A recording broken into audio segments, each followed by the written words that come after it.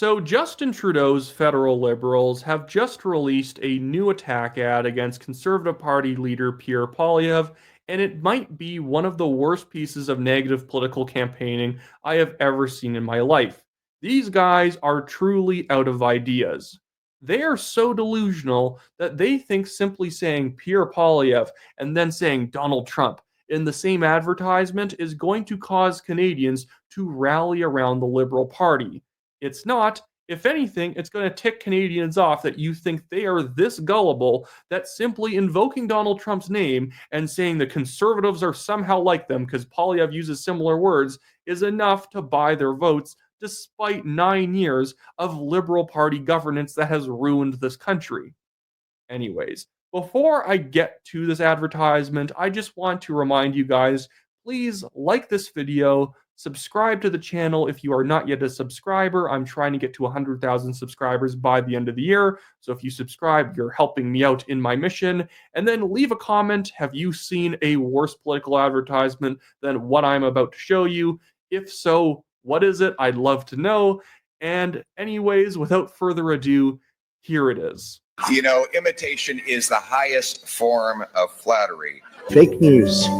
Fake news. The left-wing censorship regime. Woke censorship ideology. Turned our once great cities into cesspools of bloodshed and crime. Unleashed a crime wave like we have never seen. Have you noticed so far, one, they're actually having to dig back like a decade to find some of these clips of Pierre Poilievre saying these things, and they're not even the same things that Donald Trump is saying. By the way, is anything Donald Trump is saying here wrong? No. So what the heck's the point? I hate the way that the Liberals use Trump as just a synonym for bad. Donald Trump equals bad. So if Donald Trump points out wasteful spending in government or rampant crime, well, he's wrong because he's Donald Trump. And because Poilievre also doesn't like out-of-control wokeism, that means he must be bad because Trump also doesn't like that thing. Oh my goodness, the Liberals need to fire their comms department. I don't want them to win. I'm a conservative. I want the Conservatives to win. But I want the Conservatives to beat a competent opponent. I get frustrated by how bad the Liberals are because it makes their job for the Conservatives too easy, and I want the Conservatives to become better at campaigning. I have this theory that I've been pushing for a while that I don't think Conservatives win elections. They simply wait for the Liberals to lose them. The Liberals usually sneak 2 or 3 governments by the Conservatives, then the Conservatives finally beat them once they're so scandal-plagued they can't win anymore. And I think that we're in that stage. I think Poilievre is actually a great conservative leader. He's very politically competent. But my goodness, who couldn't beat these guys? These guys think this is good. Have to stop with political correctness. We're not going to succumb to political correctness. Defeating the radical left. Radical leftist authoritarian agenda. We want those great Canadian truckers to know that we are with them all the way. I'm proud of the truckers and I stand with them. You give us a chance. Your organization. You are attacking our news organization. Your organization. Can you give us a chance? We have basically a liberal heckler who snuck in here today. America. Again, what's wrong? What's actually wrong? The thing is, Canadians do not like the subsidized media in this country. The approval rating that the CBC gets is mostly from hardcore NDP and Liberal Party voters. The Liberals are not expanding their pool of voters through anything they're doing here. That's what makes it such a bad advertisement. Which person who is voting Conservative, planning on voting Conservative or undecided, willing to come back to the Liberals because of this? First. Canada first. Sorry, Canada first is not good? Are we against the idea of Canada first? What? Bring it home, right? Bring it home. To foreign aid freeze. I plan to cut foreign aid more. To foreign aid freeze.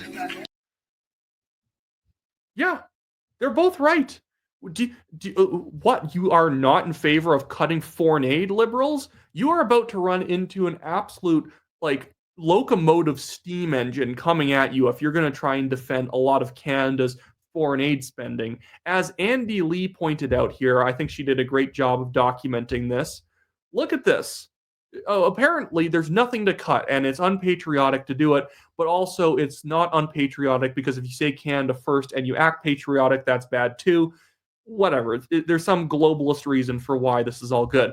Andy Lee points out Canadian taxpayers donated $1.5 million to train Ethiopian stakeholders to address misinformation from a nonprofit based in Bamako, the capital of Mali. Yeah, good job, guys. Good job. Woo! Yeah, go Team Canada. We just wasted $1.5 million in Ethiopia. That's not even being spent in Ethiopia. It's being spent in Mali.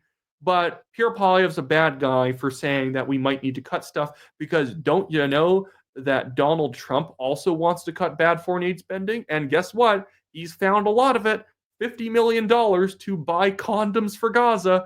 That's not something that deserves to stick around on the budget. That's not something taxpayers should pay for.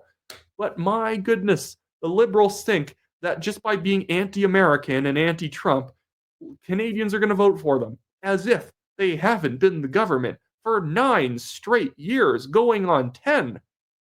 What? What do we owe these guys? We owe them like a 4th chance? Oh, but, Poilievre, he once drank a glass of water, and I heard Hitler did that. Ergo, we can't vote for the guy. You guys have made people's lives unaffordable. You've gutted the Canadian military. Oh, technically, the Liberals have spent more on the military than the Conservatives did under Harper. Yeah, but is that useful spending, or is that DEI nonsense? Is that just hiring more HR office workers? Are debts out of control? But I guess, Pierre Poilievre once said, rape is bad, like Donald Trump has, and I guess now that means we can't vote for the guy, because I guess if Trump says something, it makes it wrong. The Liberals, again, they're going to lose the next federal election. And it's because they think like this. One, their ideas suck, obviously. I think that as a conservative, but also they think Canadians are 5 years old and extremely gullible. And I think that is what Mark Carney represents so much. He represents the idea that Canadians are so stupid that if we just simply swap the face mask of the Liberal Party from Justin Trudeau to Mark Carney, then people are going to be okay with us again. No, and you're going to find out really hard and fast how much Canadians don't care if the Liberals simply rebrand a little bit. You guys have to actually make policy changes. You have to clear cut all of your policies that don't work, which is pretty much everything, in order to buy Canadian votes back. You can't literally buy them by giving people $250 checks, because at this point, Canadians have been trained to realize that that's their own taxpayer money that you're just giving back to them in small tranches. That's the one thing I will give Justin Trudeau a lot of credit for. He has made Canadians very fiscally and socially conservative. Canadians are so well aware of bad spending in government that if you poll Canadians and you say, do we spend too much and we should cut back? 64% of Canadians will agree with you that we spend too much and it should be reduced. That is unheard of in Canada, that voters would actually say that we need to reduce spending, because the normal default generous thing to say is that no, we should be spending more. There's people out there who deserve our taxpayer dollars. But now people are like, the bank is closed, leave us alone. On social issues, parental rights is extremely popular. Woke gender ideology, alphabet ideology is extremely unpopular because it's annoying. And the Liberal advertising, I just want to play this because it reminded me of it. That advertisement is so bad, it gave me flashbacks to this bad conservative advertisement against Justin Trudeau in 2015, where they were just going to go after him as a pretty boy, and that was going to be enough to overcome him. And I'll let it play for a few seconds. Justin Trudeau. He was born with a famous name, but does he have the judgment to be Prime Minister? He said he'd think about making Quebec a country.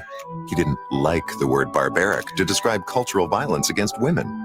And yeah, are the points in the advertisement okay? Sure, but the thing is that it's not striking. It's not a negative campaign ad that really points to a deep flaw of Justin Trudeau. It basically cuts around the edges and asks a lot of smug questions. That's a type of negative campaign ad that does not work. Do you know a campaign ad that works really well? The Just Visiting ads the Conservatives ran against Michael Ignatieff in 2011. They stripped the bark off that guy. I heard that the Conservatives were actually planning another ad in that election cycle, but they backed off because they realized basically, Michael Ignatieff is already dead, so what's the point? But they had this planned advertisement where they were going to have like a limousine driving across the Ambassador Bridge, and as it's going across, you're going to see a unseen figure pointing at the window who's supposed to represent Michael Ignatieff, pointing at Tim Hortons and saying, "What is that?"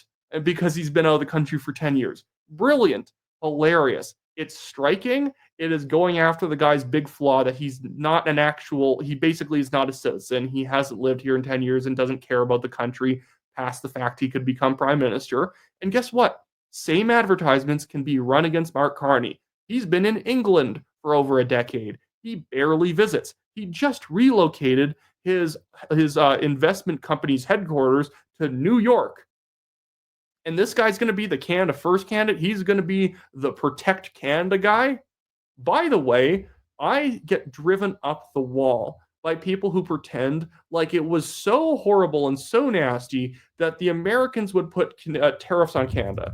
I need to show Canadian tariffs on the US.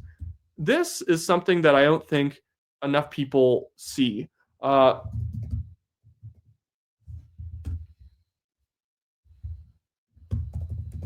Sorry, I'm having to look this up. Oh my goodness, it's not coming up right away. It doesn't matter. I've seen the list. Canadians tariff everything: alcohol, dairy products, other farm products, shampoo, deodorant. We tariff lumber. We tariff other mineral products. We tariff tons of stuff from the U.S. But if the U.S. dares to put a tariff on us, then we all clutch our pearls and pretend this is unprecedented. Do I want the U.S. to tariff us? No. But the thing is, so much of liberal politics in Canada is smug elitism and pretending you're better than Americans, even when you haven't done the work to actually be better than the US. Regardless. That's it for me today, guys. Sorry if my endings tend to be a little bit abrupt. I just kind of talk until, there's nothing really else to say on the topic. Coming up in my next video, I will be having an interview come out with the new Blue Party leader of Ontario, Jim Karahalios. If you live in Ontario, please vote for the new Blue Party of Ontario.